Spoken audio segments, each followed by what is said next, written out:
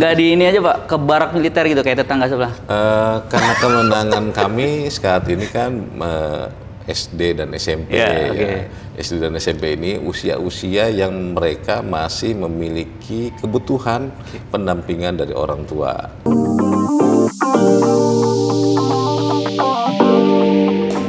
Assalamualaikum warahmatullahi wabarakatuh. Halo Sobat Tribun Tangerang dan Sobat WK dimanapun berada.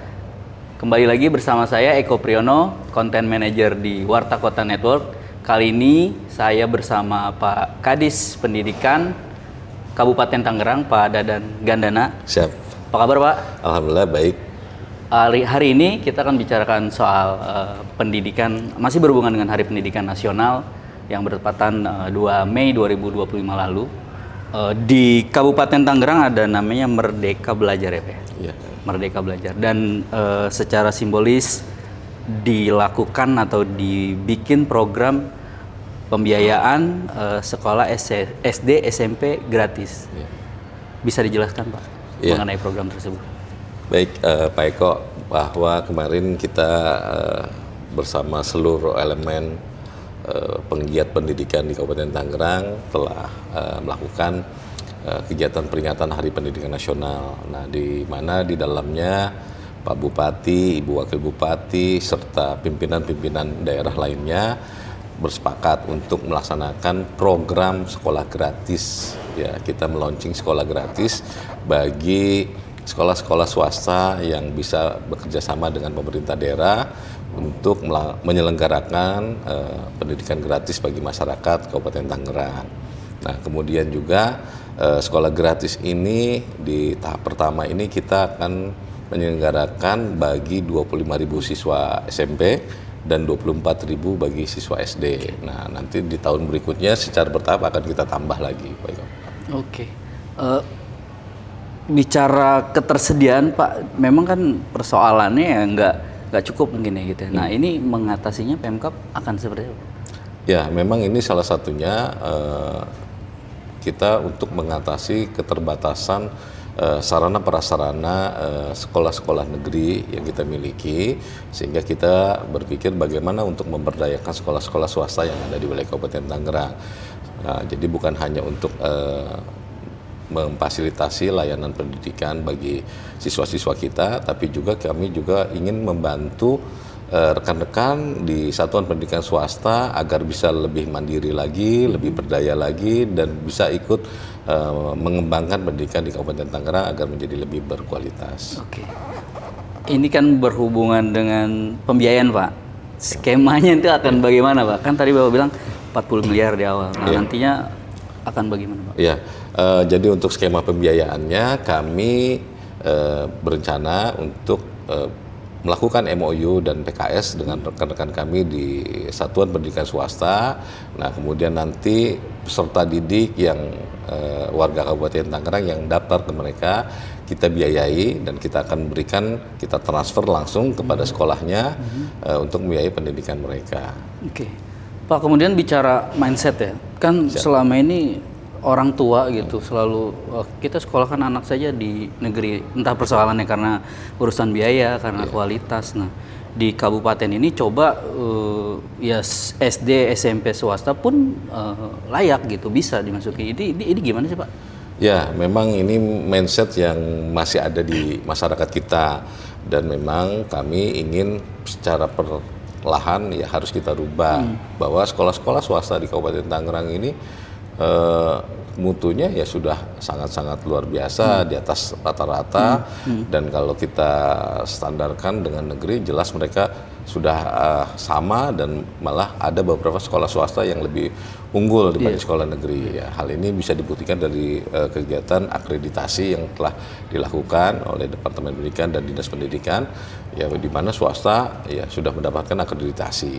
Nah, oleh karena itu masyarakat harus sudah bisa memberikan kepercayaan yang cukup bagi sekolah-sekolah swasta yang ada di Kabupaten Tangerang, karena memang pendidikan itu bukan hanya menjadi tanggung jawab pemerintah, tapi tanggung jawab kita bersama. Dan jangan lupa dalam sejarahnya bahwa pendidikan itu dimulai oleh sekolah swasta.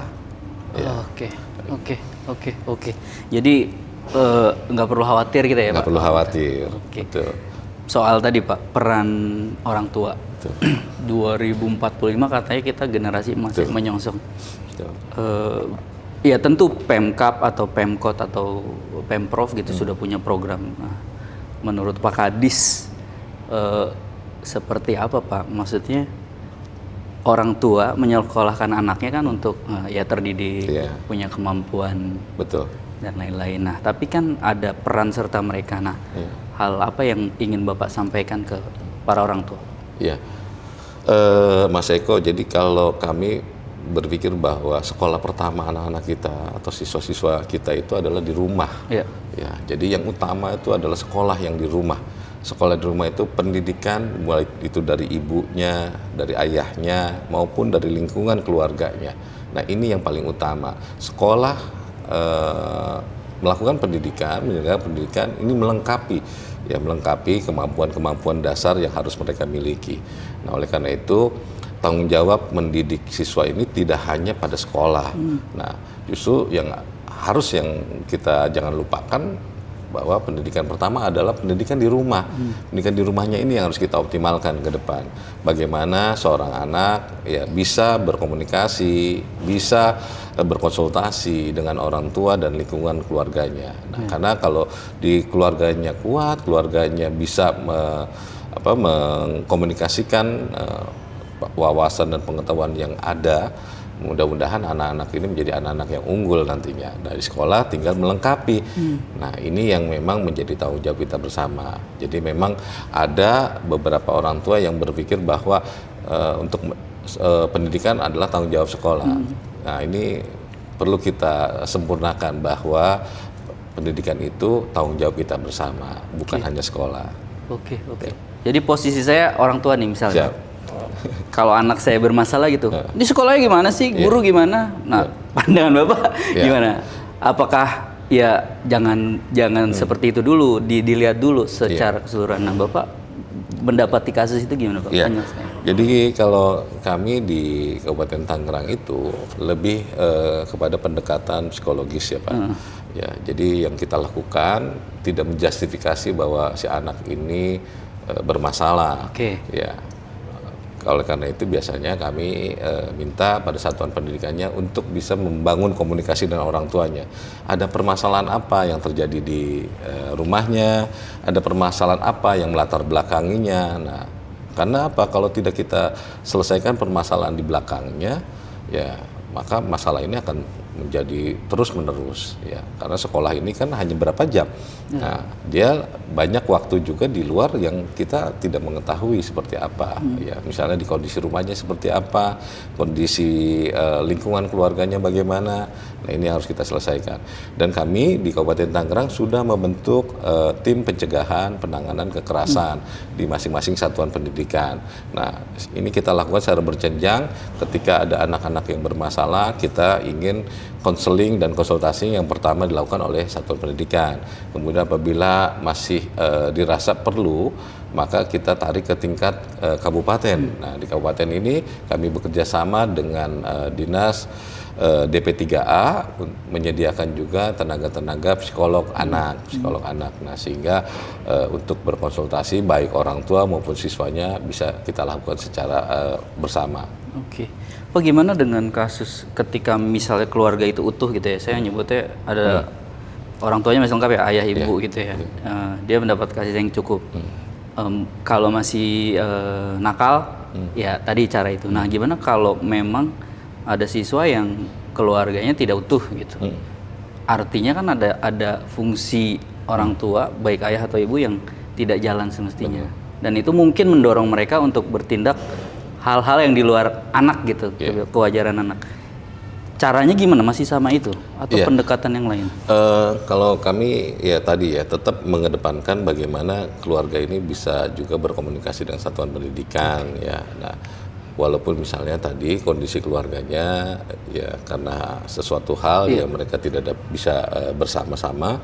Nah, kita usahakan agar siapa dari kelompok keluarga tersebut yang memang menjadi panutan atau menjadi simbol dari si anak tersebut ya, baik itu ibunya ataupun misalnya ada juga yang misalnya dititipkan diurus oleh neneknya ya, neneknya. Nah, kita coba berkomunikasi dengan mereka. Nah, kemudian juga teman-teman kami di tim pencegahan dan penanganan kekerasan tersebut juga kan karena memang mereka banyak psikolog ya, psikolog juga sudah memahami hal-hal seperti itu, sehingga kita memberikan saran, masukan ya, itu pasti ya arahnya memperbaiki permasalahan utamanya dulu ya gitu. Ya, ya. Tidak langsung menjustifikasi ini sekolahnya nggak benar gitu Pak? Betul. Nggak di ini aja Pak, ke barak militer gitu kayak tetangga sebelah? Karena kewenangan kami saat ini kan SD dan SMP Ya, ya. SD dan SMP ini usia-usia yang mereka masih memiliki kebutuhan pendampingan dari orang tua. Justru peletakan nilai-nilai pertama yang harus mereka dapatkan ya seperti yang tadi saya utarakan, harusnya dari rumah dulu. Kalau di rumahnya kuat, insya Allah anak-anak ini akan jadi anak-anak yang unggul. Nah, untuk pendekatan militer, masukkan ke barak militer ya kita belum ya sampai saat ini, karena memang kami harus melakukan kajian yang matang dulu. Ya, jangan sampai nanti program yang kita inginkan niatnya baik, hasilnya kurang baik. Seperti itu. Siap. Pak, terakhir Pak, di setiap pemerintahan pasti punya program prioritas ya, dan dinas pendidikan menjadi ujung tombak kira-kira Pemkab saat ini. Tapi kan di sisi lain ada persoalan yang tidak bisa dikesampingkan, soal jalan, soal sampah. Nah, gimana ya Pak membagi fokusnya, kemudian gimana meningkatkan mutu guru, mutu sekolah, terus belum lagi pemerataan sekolah di 29 kecamatan, ini kan kompleks ya Pak? Kompleks, betul. Gimana Pak menghadapi tantangan itu? Ya, oleh karena itu kami menggunakan tagline Dinas Pendidikan itu kolaboratif, Pak. Karena tidak mungkin Dinas Pendidikan sendirian yang bisa mengatasi masalah tersebut. Nah, sebagai contoh, kami telah melakukan kerjasama dengan Dinas Pemberdayaan dan Pemerintahan Desa.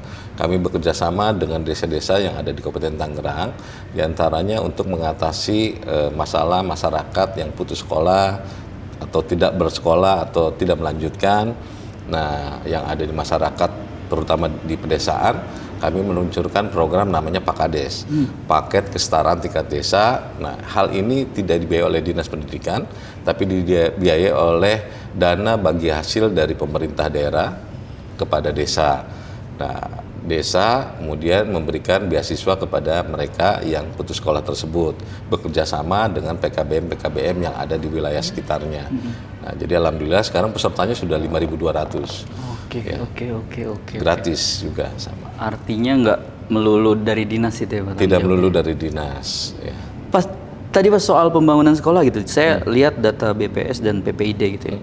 Kecamatan yang pertumbuhannya ini 2020 ya, paling banyak itu Rajek gitu.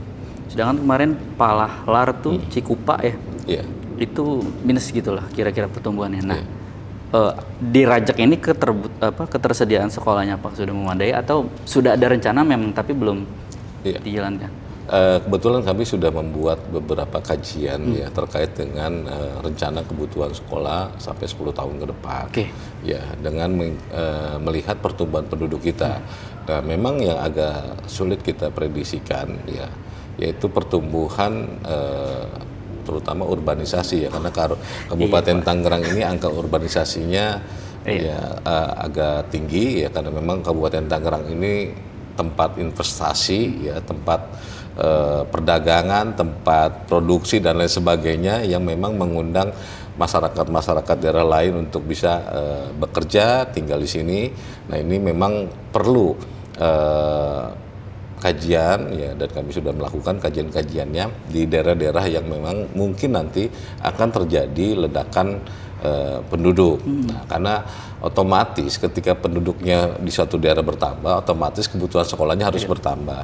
Nah, bukan hanya di Rajek ya, termasuk ada daerah kecamatan-kecamatan lain juga yang memang saat ini mungkin bisa sekilas kita lihat lah beberapa perumahannya sudah mulai padat ya. Nah, oleh karena itu kami kemarin juga sudah bekerja sama juga dengan Dinas Tata Ruang dan Bangunan ya, untuk kedepannya agar setiap pengembang yang ingin membangun perumahan-perumahan yang ada di daerah kita ini untuk menyediakan pasos-pasum yang diperuntukkan untuk sarana pendidikan. Iya. Berarti sesuai tagline ya Pak, kolaboratif. Kolaboratif. Siap. Betul.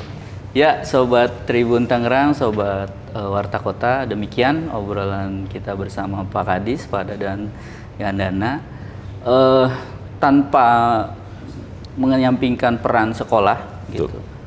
Pendidikan itu dasarnya dilakukan dari rumah. Jadi biarlah pemerintah melakukan tugasnya gitu kan. Tapi kita di rumah juga tidak melupakan bahwa anak itu masih perlu sentuhan orang tua, nasihat kita. Jadi kompleks, tidak ketika ada masalah menyalahkan guru, menyalahkan orang tua. Jadi kita harus berkaca, kita kira-kira gitu ya Pak ya? Ya, selalu bersama-sama ya, harus bersama-sama. Oke, terima kasih Pak Dadan. Sampai bertemu dengan narasumber lain. Wassalamualaikum warahmatullahi wabarakatuh.